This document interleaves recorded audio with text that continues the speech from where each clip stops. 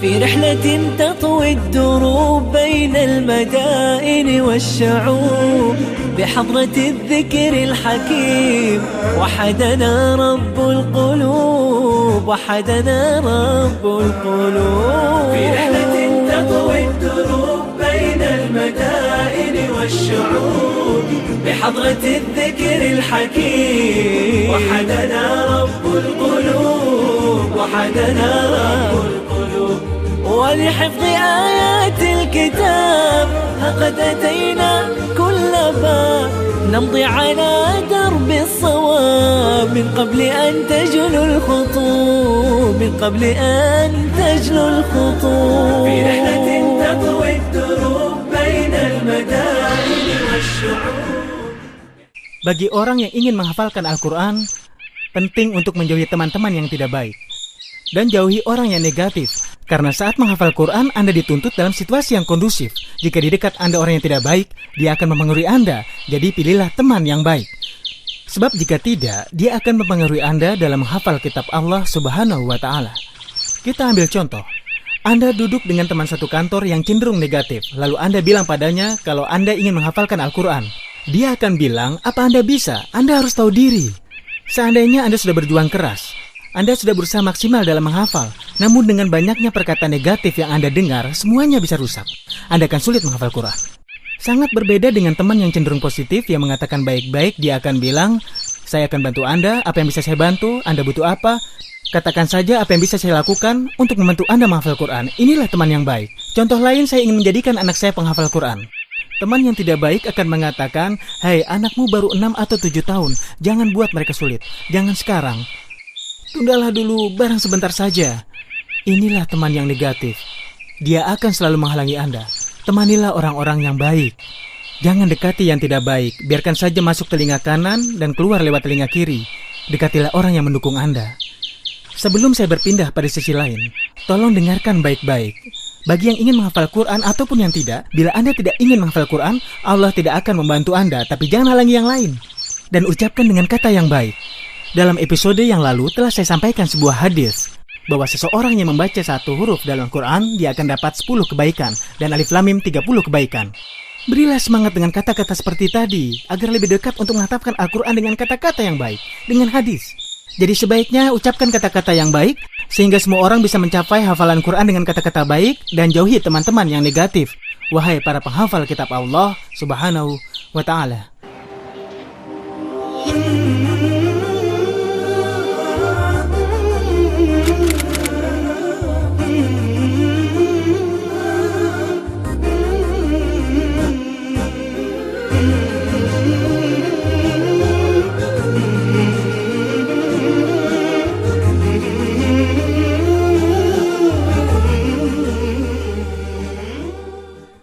Di Maroko, kami menjumpai salah seorang hafiz yang istimewa.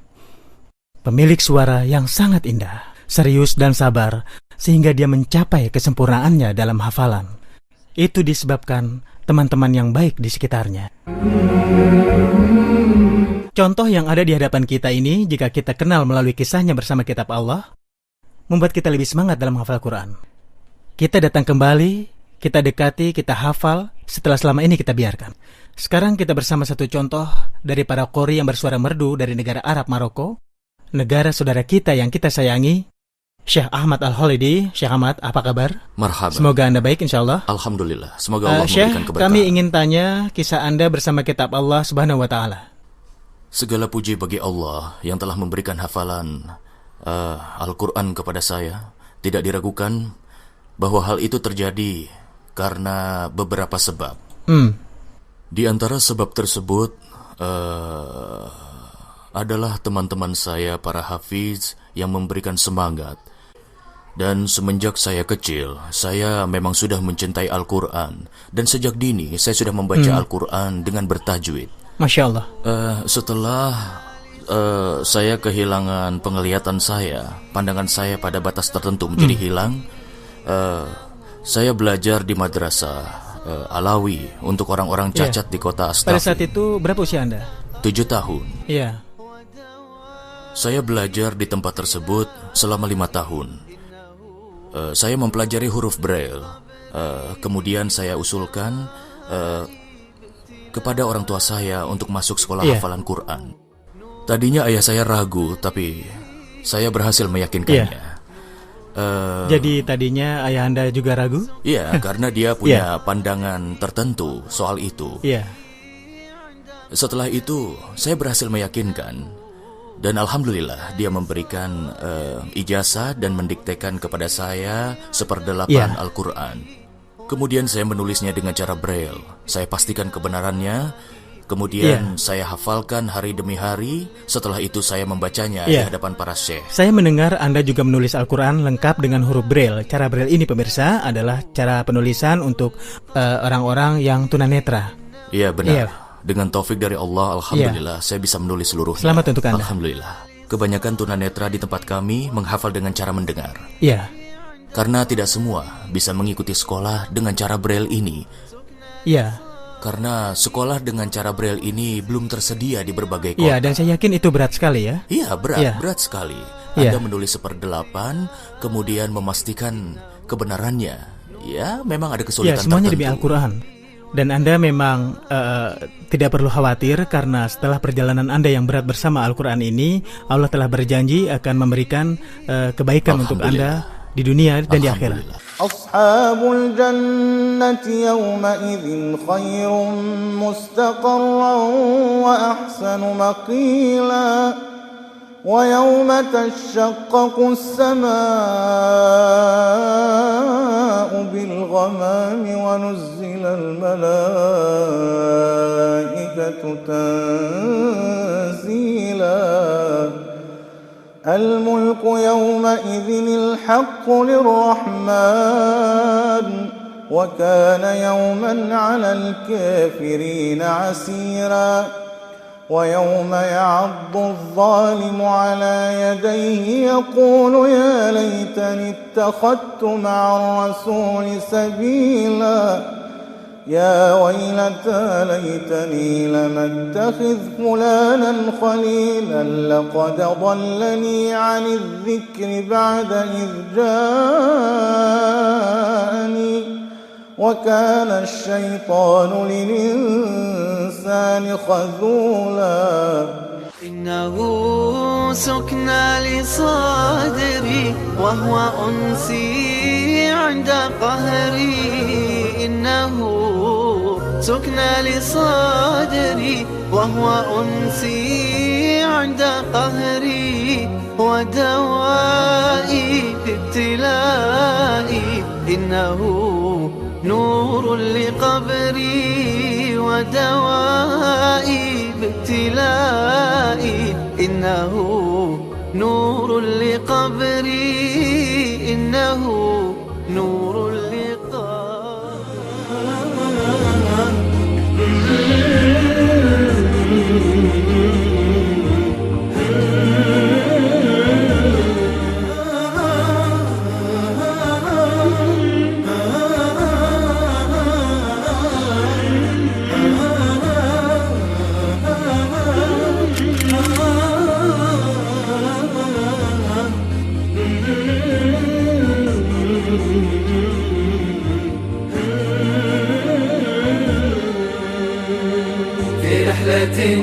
تطوي الدروب بين المدائن والشعوب. Kisah tentang Muhammad Ali Albani belumlah usai. Ketika dia berpisah dengan keluarganya untuk menuju Pakistan, dia dikejutkan dengan apa yang dia saksikan di sana. Namun demikian, dia tetap bersikeras untuk menghafalkan Quran. Kemudian saya menempuh perjalanan ke Pakistan.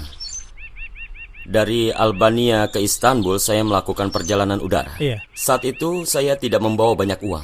Iya. Maka saya berpikir untuk menempuh perjalanan darat Iya. dengan bis. Karena Anda cinta terhadap Al-Quran. Ya, begitulah. Semuanya dilakukan demi menghafal Al-Quran. Ketika saya berpikir, saya selalu berpikir tentang orang-orang di negara saya, Albania. Iya. Penguasa yang diktator. Berusaha keras untuk menghapuskan Al-Quran Iya. dan menghabisi agama orang-orang Albania. Maka saya berkata kepada diri saya sendiri agar berupaya lebih keras kelak Iya. saya bisa mengajarkan Islam dan Al-Quran Iya. pada orang-orang Albania. Dari Albania ke Istanbul. Ya, begitulah. Kemudian dari Istanbul ke Pakistan, Anda menempuhnya lewat jalan darat. Ya, saya menempuh perjalanan darat selama 7 hari. Jadi Anda butuh 7 hari Ya, sampai di benar. Pakistan. Ya, dari kota-kota di Turki seperti Istanbul menuju perbatasan Turki. Setelah itu menuju Teheran, ibu kota Iran. Dan dari Teheran, saya langsung menuju ke Zahedan, sebuah tempat di Khurasan. Zahedan sudah dekat antara perbatasan Afghanistan dan Pakistan. Di daerah ini saya berhenti sekitar 5 jam untuk makan. Kemudian setelah selesai, saya langsung melanjutkan perjalanan ke Pakistan, menuju Quetta, terus melanjutkan lagi menuju Lahore. Semua itu saya tempuh dalam waktu 7 Masya hari. Allah. Kedua kakiku terasa berat Iya. sekali. Iya, karena kepayahan. Karena kepayahan. Iya, selama itu Iya, saya belum pernah berjalan iya, jauh. Jadi ada juga orang lain yang melakukan perjalanan dengan tujuan yang berbeda dari tujuan Anda. Iya, benar. Ada yang menempuh perjalanan untuk berbuat maksiat kepada Allah Subhanahu wa taala, membuat murka Allah Subhanahu wa taala. Namun kepayahan yang Anda dapatkan karena Anda berharap pahala dari Allah taala sehingga Dia memberikan taufik pada Anda untuk menghafal Quran. Iya, Ceritakan begitulah. kisah Anda ketika menghafal Quran di Ya, Pakistan. seperti yang Anda ketahui bahwa Pakistan itu bukanlah sebuah negara yang kaya. Iya.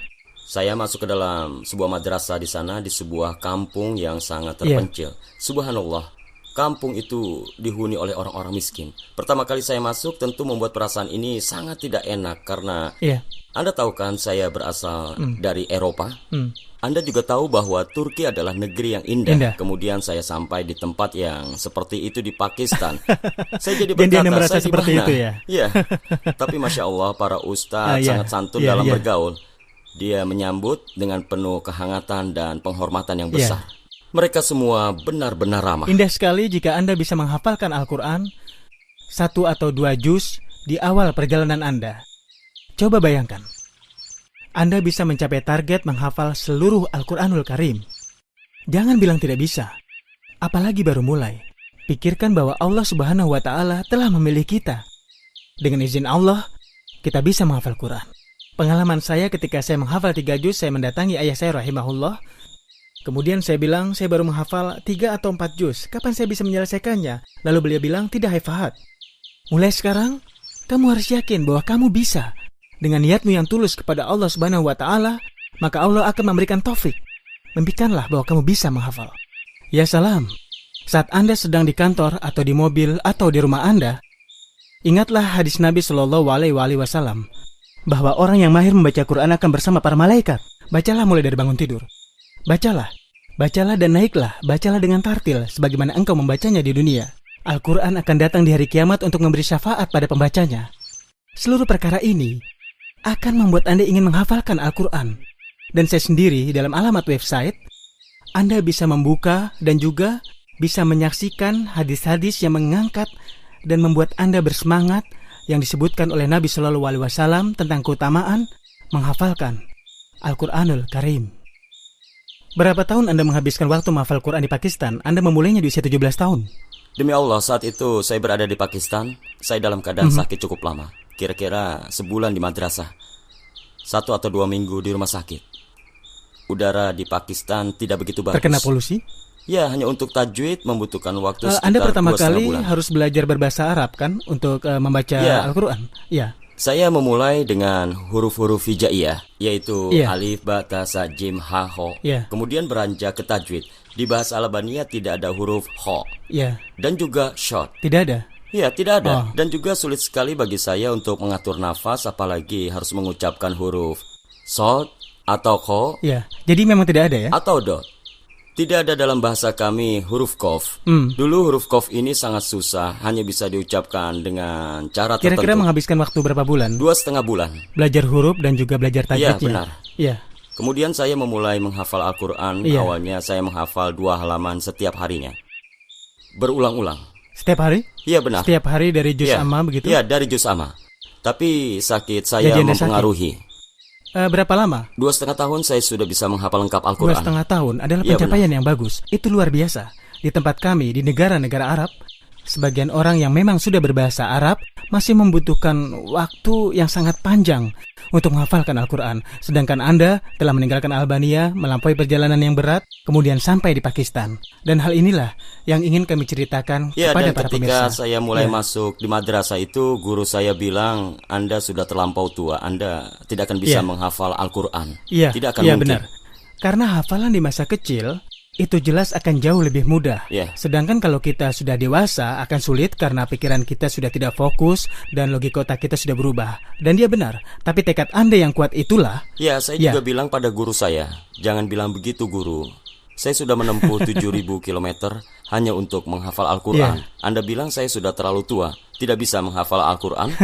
Padahal Anda Ya. melakukan perjalanan tersebut hanya Iya, untuk benar. menghafal Quran. Dan saya kalau umur 40 tahun pun saya akan Ya. tetap menghafal Ya, Quran. itu benar sekali. Iya, namun sekarang saya menemukan pengaruh Al-Quran itu dalam Ya. diri Anda yang sudah menghafal Quran, pindah ke negara lain, Ya. belajar banyak ilmu dan pengalaman, mengajari manusia, dan sangat antusias mengajari mereka. Saya mohon pada Allah agar Allah memberikan Ya. manfaat dengan ilmu Anda. Dan saya mohon setiap huruf yang Anda hafalkan dengan seluruh kesulitan ini pasti akan mendapatkan pahala sesuai dengan jerih payah Anda. أحباب في الجنة تحيتهم سلام حفظ شرفهم كلام رب الأنام بيرتلوا في الليل وأطراف النهار يا رب تجعلهم مع السفر الكرام في رحلة تطوي الدروب بين المدائن والشعوب وبحضرات الذكر الحكيم وحدنا رب القلوب وحدنا رب القلوب ولحفظ آيات الكتاب قد أتينا كل باب نمضي على درب الصواب درب الصواب من قبل أن تجلو الخطوب ولحفظ آيات الكتاب قد أتينا كل باب نمضي على درب الصواب درب الصواب من قبل أن تجلو الخطوب من قبل أن تجلو الخطوب في رحلة تطوي الدروب بين المدائن والشعوب وبحضرات الذكر الحكيم وحدنا رب القلوب وحدنا